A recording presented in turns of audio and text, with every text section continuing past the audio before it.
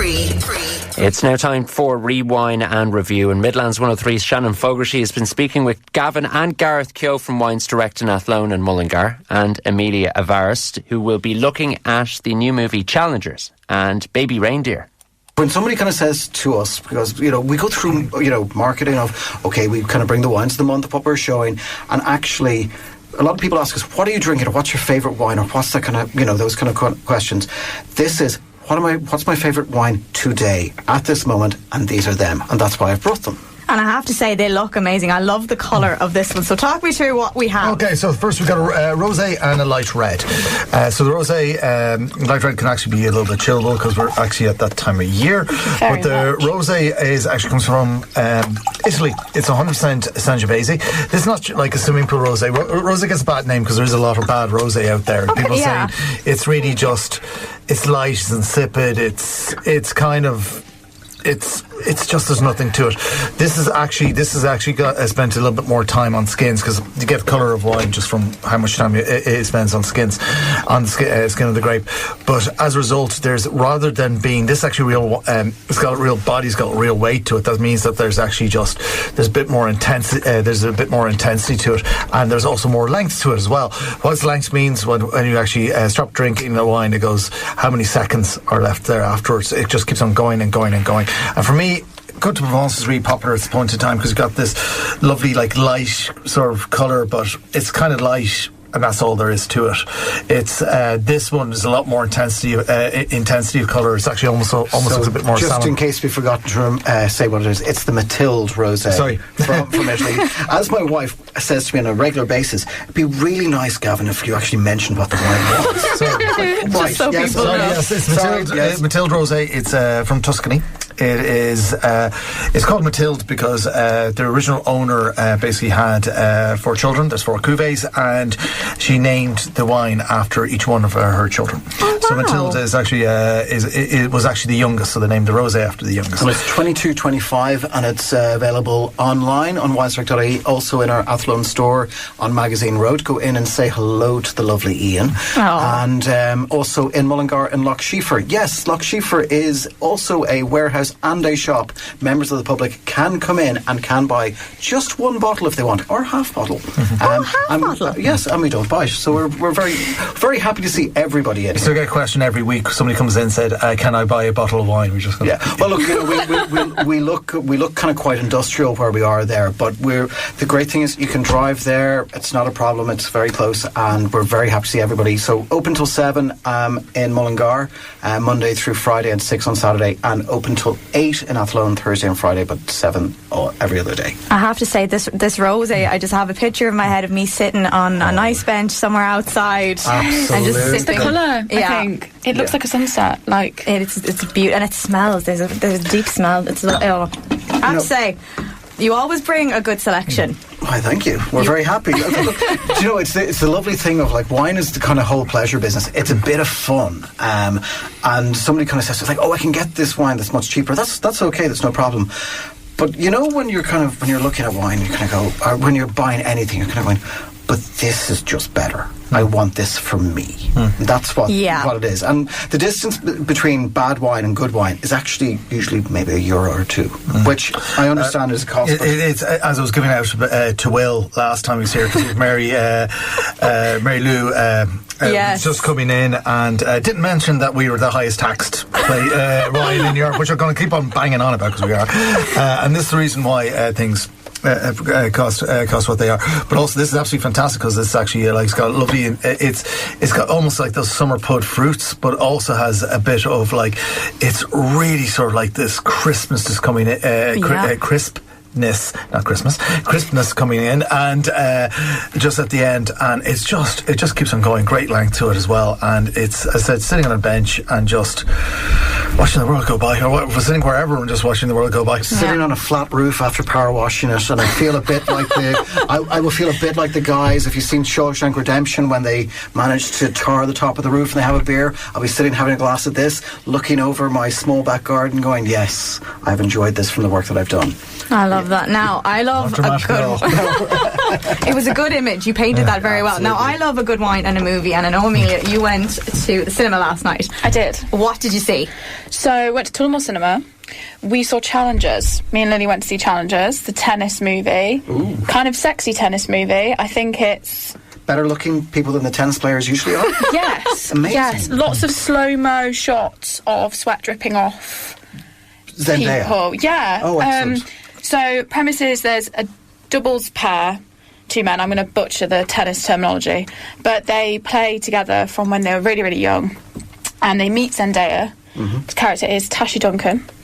And she is what I would compare to the Emma Raducanu of today. Like, she's kind of, the up-and-coming, she's going to make it. Yeah. They meet her, they both fall in love with her, obviously, who can blame them? And she basically has her pick of both of them, and she picks them based off whether they're good at tennis or not. I think it's about... Interesting. Yeah, Whoa. the love of tennis over the love of actual people. But then she gets injured, and she lives through them and their talent, because obviously she then can't play. Interesting. Yeah. Do you ever really think that they're really bad people with some psychiatric issues? As regards, oh my God, I if I don't win this game, it's just like if you don't have parent issues, you've got something. Daddy won't love me, or this random. I don't was about to say something. This random narcissist won't love me. Like, what sort of Stockholm syndrome are they suffering from? It was weird. Like, I think it really did it really well. The kind of, I think to be a professional sports person, you've got to have that obsession, and it really did that well. And the obsession for the sport overtook the love for the people. And there's one scene where she goes, "If you lose this match, I'm going to leave you." Just point blank, like. And she never loved him. It was all about always tennis, and it's like that. Yeah, that obsession and... But it's the control, and I suppose, realistically, I know we were kind of talking about this before the show as well, because we kind of met up in the green room, but that kind of control, and you can see it within society where, there can be either half, be it the guy having control of the girl having control of the guy. I think it's hugely... It's something that's great to see on film, that people might even recognise within their own relationships and go... oh, this is not healthy, and I suppose kind of society needs to talk about that a lot more, because I think we're all kind of being told that we need to be happy all the time and our relationships need to be amazing all the time, and if I just do this, my relationship will be amazing. But no, to see that... Love is emptying the dishwasher.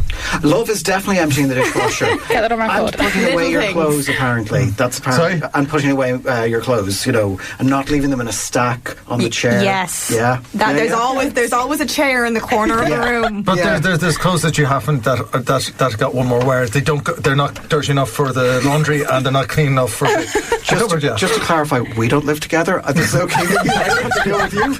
And, Bert and Ernie here. You're not responsible. More so Statler and Waldorf, I think, than Bert and Ernie. But anyway, that's kind of really interesting to hear it. It was. And Zendaya is amazing, I'm assuming, as always. We love Zendaya, but very unlikable in this.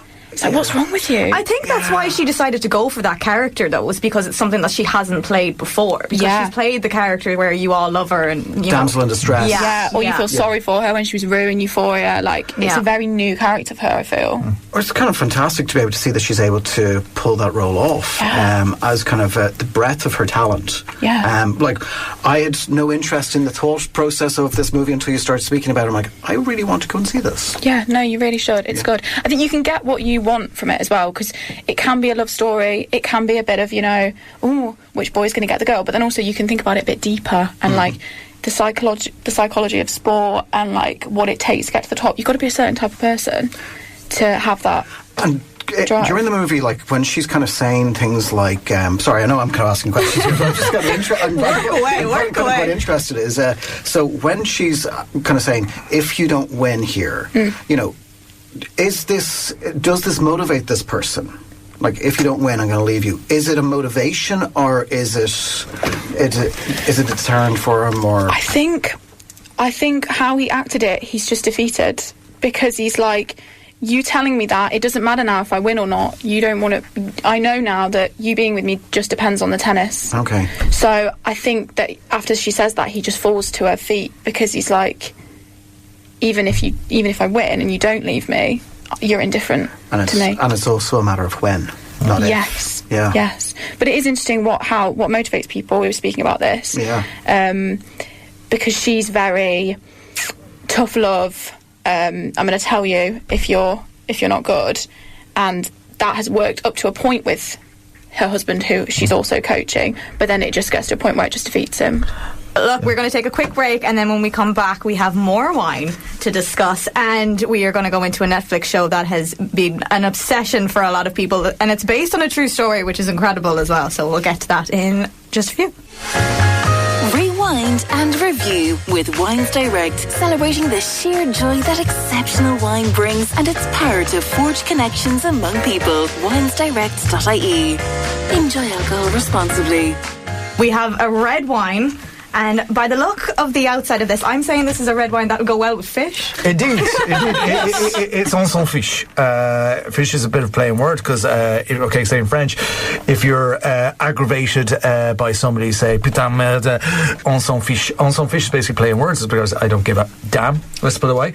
And it is made by Victor, who's actually a second generation. He's a new generation winemaker in Domaine de Gardez in Côte de Roussillon. And when you're down that part of France, it's really, really, really, really big, fruity, heavy wines. And that's not what he wanted. He actually has a mate of his who actually runs basically a sea shack just on the coast, from just down the road from where he lives. And he said he wants something that you can have with fish. So what you're looking for is not a lot of tannins, the dryness. So it is fruity.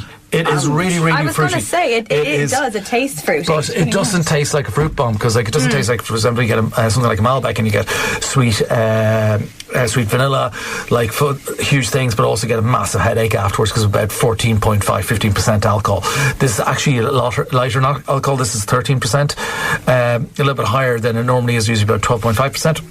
But Jerry, when you even actually look at the wine, it's actually just almost see-through. It almost looks like this is basically like, if anyone doesn't like rosé and somebody in their life is saying, "Oh, I'd really like a rosé, let's share a bottle." This is the ultimate compromise, because this is a proper red wine. It is light, it is juicy. You can have it in barbecue, you can have it by yourself, you can have it in front of the fire in winter time, you can have it in front of the TV. This is something that basically just fills everything. And the other side of that as well is this is actually chilled. So this is a chilled red wine. This is a wine that you can put into the fridge, and I recommend that you do put it into the fridge because it is fantastic. It's $22.75 again in both stores, in Magazine Road in Athlone and in Mullingar and Lochshifer.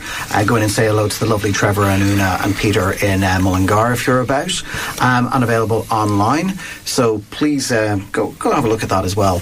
But yeah, as I kind of said, these are the wines that we kind of went, what am I going to drink this weekend? Yeah. Now, I know a lot of red wines you obviously wouldn't put in the fridge. What would be the difference then? Is again, we're talking about tannins. These are the dry things around your gums that actually make, or dryness in the wine. If you get cold, you actually pull it hides the fruit and pulls out more of the tannins. Here, it's got very little tannin, so it's actually a really young wine. So it's actually it's a really young wine. It doesn't spend, we were talking about colour and everything else, it doesn't spend a lot of time on the skins, so it doesn't have a lot of tannins. It's very juicy, and it's just got all, it's got all this. It's not a wine that you put down in age. This is a wine that is just out there for fun. And as I said, and we just tasted it there, so you're talking about, again, it's got more sort of like blackcurrant, like red berry juiciness, and again, you can have it with fish if you want, or I have it just by itself. I was going to say, it is a wine that you can just sip.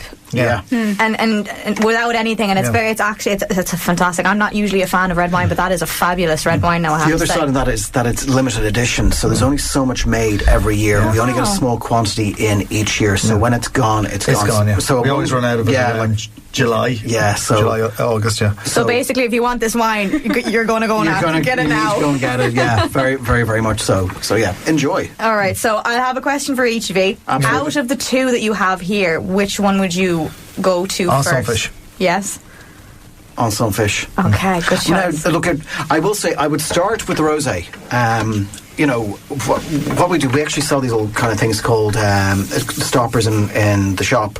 They're Enoch stoppers, so they kind of save a wine for about 10 days. Okay. So I don't tend to open a bottle, finish a bottle in our house at all. So there could actually be 3 bottles open over a period of kind of a week or 10 days, because we might decide that we kind of say, like, okay, we like rosé. And look, I know we've access to, and we would be able to kind of pick up wine on the way home very easily where we are, but we'll open up the rosé and go, yeah, we're going to have a glass of that, and we might have a glass of it tomorrow, or it could be Friday. Yeah. But the same with the Ulster fish, like, you know, so that's what it is. So I'd always kind of start myself with a glass of rosé. Why? Because I like it, and it's kind of fun. Either of these would be paired very well, sitting on the couch watching Netflix, and it's a show that I have been obsessed with. I binged, I'm not going to lie to you, Baby Reindeer. Now, I didn't think this was based on a true story until it was actually said at the end, which is completely wild. But then to find out that Donnie is actually playing himself is another level, because he played it fantastically. But Amelia, what did you think when you saw it? So I actually haven't finished it, but obviously it's true. So and I found it really uncomfortable to watch. I thought it was really, really cleverly done. It didn't make it kind of sensationalist or anything. It was just, this is what happened. And it was so uncomfortable, and it's really clever. I just thought it was really clever, and the fact he plays himself.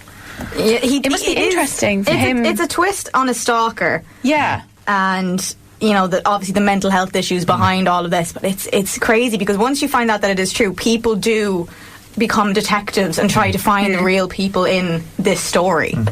Well, they didn't try to find. They have found the real people in the story, and it's actually become a major issue, because, like, whatever about Reindeer, and has been like the breakout success, I think is what they call it on Netflix, and it.